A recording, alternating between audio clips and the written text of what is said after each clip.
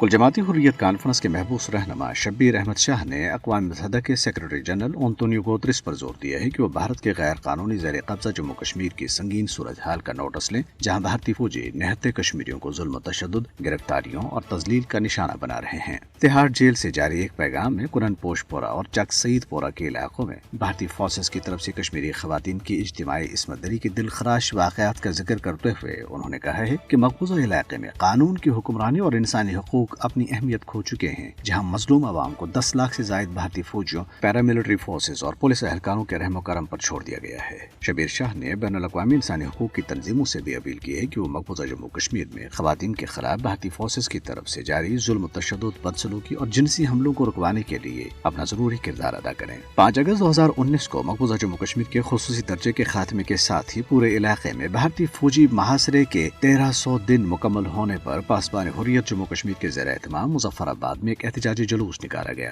مظاہرین نے بینرز اور پلے کارڈز اٹھا رکھے تھے جن پر بھارت کی اس جارحیت کے خلاف الفاظ درج تھے۔ اس موقع پر مقررین نے کہا ہے کہ مودی حکومت نے اس آئینی جارحیت سے نہ صرف اقوام متحدہ کی سلامتی کونسل کی متعلق قراردادوں کی خلاف ورزی کی، بلکہ کشمیریوں کے بنیادی حقوق مزید غصب کرتے ہوئے مقبوضہ علاقے میں ہندو فسطائیت کو فروغ دیا۔ نیشنل کانفرنس کے صدر فاروق عبداللہ نے کہا ہے کہ بھارتی حکومت جموں کشمیر کی ریاستی شناخت کی بحالی کے بارے میں کشمیری عوام کو بے وقوف بنا رہی ہے۔ سری نگر میں پارٹی کے ایک اجلاس سے خطاب کرتے ہوئے انہوں نے کہا ہے کہ قابض انتظامیہ کی طرف سے زمینوں سے جبری بے دخلی اور املاک مسمار کرنے کی مہم سے غریب کشمیری بری طرح متاثر ہیں۔ دوسری طرف نیشنل کانفرنس کے لیڈر رتن لال گپتا نے جموں میں پارٹی رہنماؤں کے ساتھ گفتگو میں کہا ہے کہ پورے مقبوضہ علاقے میں مودی حکومت کی عوام دشمن پالیسیوں کی وجہ سے کشمیریوں کو شدید مشکلات کا سامنا ہے اور ان میں شدید غم و غصہ پایا جاتا ہے۔ دریاس نے قابض انتظامیہ نے ضلع رامبن میں ایک سرکاری اسکول ٹیچر کو معطل کر دیا ہے۔ ٹیچر جوگیندر سنگھ کو مودی حکومت کی کشمیر دشمن پالیسیوں پر تنقید کرنے کی وجہ سے ملازمت سے معطل کر دیا گیا۔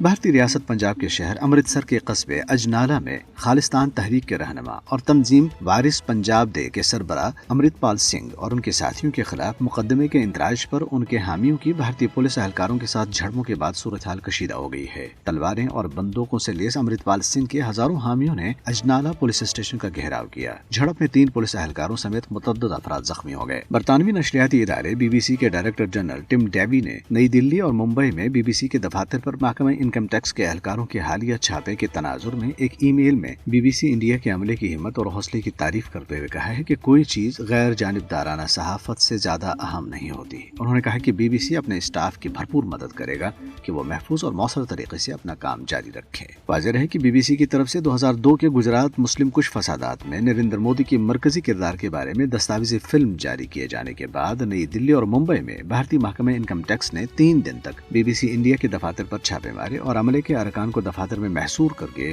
ان سے ان کے موبائل فون چھین لیے۔ دلی ہائی کورٹ نے نومبر 2020 میں زی نیوز کے ایک پروگرام سے متعلق چینل اور اس کے اینکر سے غیر مشروط معافی مانگنے کے لیے جواہر لال نہرو یونیورسٹی کی سابق طلبہ رہنما شہلا رشید کی درخواست پر سماعت سے انکار کر دیا ہے۔ شہلا رشید نے مذکورہ شو کے خلاف news broadcasters and digital standards authority کے پاس ایک شکایت درج کرائی تھی، جس میں ان کے والد کو ایک انٹرویو میں ان پر، ان کی بہن اور والدہ کے خلاف غداری اور دہشت گردی جیسے سنگین الزامات عائد کیے گئے تھے۔